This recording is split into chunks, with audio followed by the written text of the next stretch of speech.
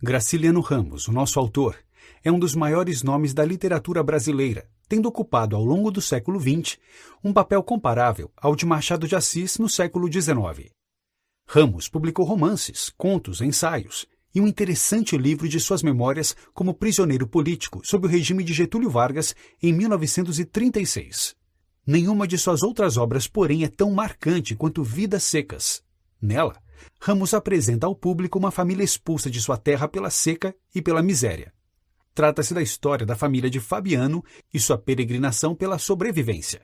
A partir de um realismo crítico desafiador, o autor substitui as extensas descrições de paisagens, recurso tão característico dos escritores que o precederam, pelo drama humano do retirante nordestino e suas repercussões políticas. Mudança. Fabiano e sua família, 5 pessoas ao todo, contando com a emblemática cadela Baleia, fazem pouco mais do que se arrastar pela árida Caatinga. No dia anterior, a família contava com 6 membros, pois havia um pequeno papagaio de estimação. Uma vez que não mais era possível alimentar o pássaro, a saída foi alimentar-se dele. Dessa forma, Fabiano, seus 2 filhos e a esposa, pelo menos, conseguiram mitigar um pouco a fome. O mesmo não pode ser dito de Baleia, a quem foi destinado apenas a cabeça e os ossinhos de seu velho amigo. Durante a caminhada forçada pelo agreste, Fabiano encontra alguns juazeiros em uma fazenda abandonada, capazes de fornecer alguma sombra para a família descansar. Certamente, seus antigos proprietários também fugiram da seca. Baleia farejou alguns preás e saiu em seu encalço. Conseguiu abater um e trouxe o roedor nos dentes que, sem mais demora, foi assado por Fabiano. Para a cadela restaram novamente apenas os ossos. Antes de dormir, ao perceber algumas nuvens encobrindo as estrelas, Fabiano se enche de esperança. Se vier chuva, todos terão trabalho e ele poderá ser o proprietário daquela fazenda abandonada. Fabiano. Choveu de fato, mas com a água surgiu também o proprietário daquela terra, e eles foram expulsos. Não por muito tempo, contudo. Como os braços para o trabalho também rareavam, Fabiano foi convidado a atuar como vaqueiro. Quando saiu à procura de uma cabeça de gado que se perdera, um de seus filhos correu até ele e fez uma pergunta. Esse comportamento, tão natural em crianças pequenas, o incomodava bastante, uma vez que Fabiano considerava que o conhecimento era algo totalmente inútil, principalmente para quem tinha uma vida como a dele. Cadeia. Certa vez, Fabiano foi à cidade para adquirir alguns mantimentos, conforme solicitara sua esposa Sinhá Vitória. Cansado de andar pela feira, parou em uma birosca para tomar um gole de pinga, quando foi convidado por um soldado amarelo a jogar cartas. Embora soubesse que gastar o dinheiro das compras em um jogo de azar era algo reprovável, não encontrava as palavras necessárias para declinar do convite do soldado e, pari passu, perdeu tudo o que tinha. Como já era tarde, resolveu ir embora. O tal soldado amarelo, por algum motivo, tinha cismado com ele e o perseguiu para provocá-lo. Fabiano caiu na provocação, xingou o soldado e acabou preso. Na cadeia, deu tratos à bola para tentar entender a sucessão de acontecimentos que culminaram com a sua prisão. Todavia, como não estava acostumado a pensar, não conseguiu encontrar em seu íntimo uma conclusão satisfatória, além de culpar sua esposa por ter solicitado que viesse à cidade, e seus filhos, por serem um fardo a mais para carregar em um mundo tão injusto. Sinhá Vitória. Sinhá Vitória também estava profundamente insatisfeita com Fabiano, seu marido. Quando eles se arrastavam pela Caatinga, lembrava, ele sempre a deixava carregando o baú e o filho mais novo. Entretanto, 2 coisas a incomodavam no presente: o medo de que a seca retornasse e a má qualidade de sua cama, feita com varas. Tudo o que ela queria era poder adquirir uma cama de couro, como a do vizinho seu Tomás. Infelizmente, porém, ao examinar o orçamento doméstico com Fabiano, percebeu que não havia mais por onde economizarem para comprar a tal cama. Afinal, o pouco dinheiro que recebiam mensalmente mal dava para cobrir as necessidades de alimentação, roupas e querosene. A saída era vender as galinhas e a porquinha recém-desmamada que possuíam. O menino mais novo. O menino mais novo, assistindo o pai lutando com uma égua, na tentativa de amansá-la, sentiu um súbito desejo de empreender uma façanha equivalente e, assim, surpreender a cadela Baleia e seu irmão mais velho. Ele não podia compreender como os demais membros de sua família não se admiravam com os feitos heróicos de seu pai. A fim de simular o heroísmo paterno, arquitetou um plano, segundo o qual montaria e domaria uma cabra. Ao colocar sua ideia em prática, e subir ao lombo do animal, sofreu uma queda humilhante, provocando risos no irmão a quem desejava impressionar. Com raiva, vingou-se lembrando das cabras abatidas na fazenda e desejando em seu íntimo crescer rápido para ser como o pai, um grande matador de cabras e domador de éguas. O menino mais velho.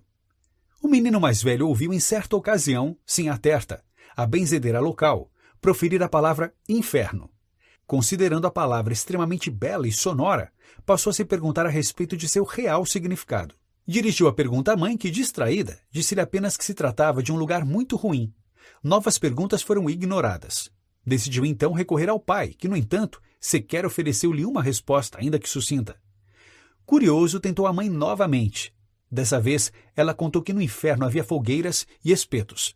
Em sua inocência, o menino mais velho perguntou se a mãe já havia vislumbrado o inferno.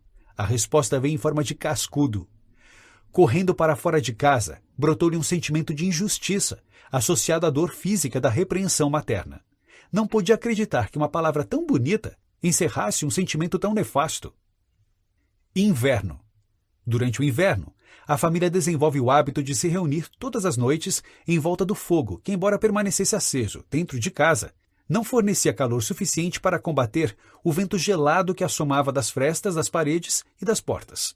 Nesses momentos, os diálogos entabulados entre Fabiano e Sinhá Vitória são caracterizados pela irracionalidade, uma vez que incapazes de demonstrar afetiva ou até mesmo a mínima compreensão pelo ponto de vista do outro, segue ponteado por berros e palavras mal faladas. Para entreter os filhos e a si mesmo, Fabiano recontava a história de seu aprisionamento, alterando a cada vez detalhes importantes e partes inteiras de sua narrativa.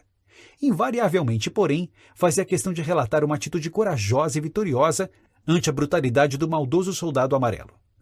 Se nas primeiras vezes os filhos demonstram encantamento com a bravura do pai, não demora para que até o mais novo perceba que tudo não passa de invencionices e perca o interesse. Festa. Com a chegada da época natalina, Fabiano decide levar sua família à festa na cidade. Sinhá Terta encarregou-se de confeccionar roupas novas a todos e partiram rumo à cidade. Para chegar até lá, eram necessárias 3 longas horas de caminhada. Ao entrar na cidade, os meninos ficaram boquiabertos com a quantidade de pessoas e a estranheza de nomes, cores, casas, luzes e cheiros existentes no mundo. Fabiano, por sua vez, sentia-se incomodado com a aglomeração dentro da igreja. Encerrada a missa, os meninos correram às barracas de brincadeiras e Fabiano logo encontrou as barraquinhas de bebidas e de apostas, apesar da recriminação de sua mulher. Não tardou para que ficasse completamente bêbado e, sob o efeito dos vapores do álcool, liberasse uma valentia indômita, desafiando todos os transeuntes que felizmente não lhe deram atenção. A mãe da família, refletindo sobre todas as privações que passaram até aquele momento e da terrível seca que os obrigaram a perambular sem destino por tanto tempo, chegou à conclusão de que, afinal de contas, a vida não era ruim. Baleia. Baleia, a cachorra da família, estava prestes a morrer. Seus pelos começaram a cair, apareceram manchas escuras em seu corpo e sua pele tornou-se crivada de sangramentos e feridas. Os inchaços em sua boca tornavam difícil se alimentar ou até mesmo beber água. Fabiano e Sinhá Vitória chegaram à conclusão de que a melhor opção seria sacrificar o animal para evitar que continuasse sofrendo. Obviamente foi uma decisão difícil para toda a família e os meninos ficaram inconsoláveis. Após preparar sua espingarda, Fabiano deu-lhe o tiro de misericórdia. Em seu último suspiro, Baleia farejou preás e desejou dormir para despertar em um mundo cheio destes deliciosos roedores. Contas. Fabiano não conseguia deixar de se sentir culpado por ter matado Baleia. Era como se tivesse assassinado um membro de sua própria família. Como se não bastasse, passou a discutir cada vez mais com seu patrão. O dono daquelas terras mantinha Fabiano e sua família em uma condição de endividamento constante. Embora recebesse parcelas referentes aos animais que criava, Fabiano não possuía a terra própria, e assim precisava vender bezerros e cabritos ao patrão, como forma de abater os empréstimos contraídos com ele. Ao tentar vender carne suína na cidade, um agente do governo tentou cobrar impostos sobre essa atividade. Quando, com a ajuda de Sinhá Vitória, fazia as contas e percebia que seu patrão estava lhe passando para trás, era ameaçado de expulsão.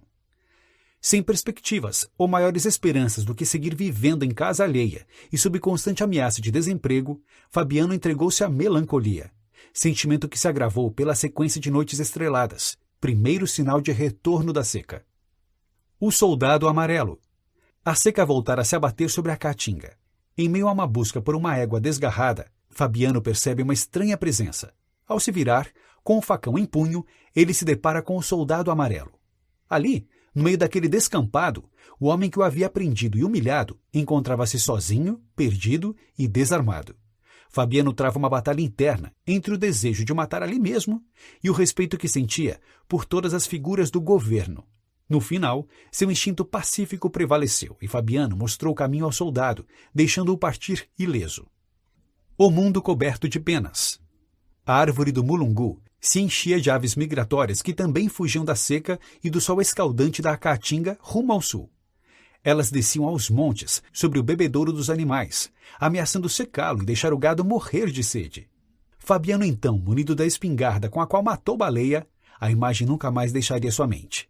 Dirigiu-se ao mulungu e passou a atirar nos pássaros, descarregando toda a sua tristeza sobre eles. Em sua imaginação, Fabiano atribuía a estas aves a responsabilidade pela seca, e com esse estado de espírito abateu várias delas, levando-as em seguida para servirem de alimento à sua família. Fuga. A fazenda cada vez mais seca assistia à morte de seus animais. Fabiano e sua família se preparavam para uma nova retirada. A lembrança de Baleia e a ideia de que dessa vez ela não os acompanharia fez sim a Vitória chorar. Dessa vez, ela afirmava, estava decidida a morar em um local fixo, uma cidade na qual os seus filhos possam frequentar a escola e ter um destino melhor que o de seus pais. Essa noção era incômoda a Fabiano, que não se via capaz de fazer outra coisa que cuidar de bois, futuro que pensava estar reservado também para os seus meninos. A insistência da mulher, porém, o venceu. Caminhariam até o sul e viveriam em uma terra civilizada. Notas finais. Um dos fatores mais destacados de vidas secas nos vestibulares consiste na apresentação dos protagonistas como deficientes em sua capacidade de expressão verbal e analfabetismo. A questão da fala é verdadeiramente axiomática neste romance, na medida em que relaciona a incapacidade de pensar abstratamente com a capacidade de tomar decisões, fragilizando ainda mais os retirantes em um contexto social marcado pela exclusão de largas camadas populares.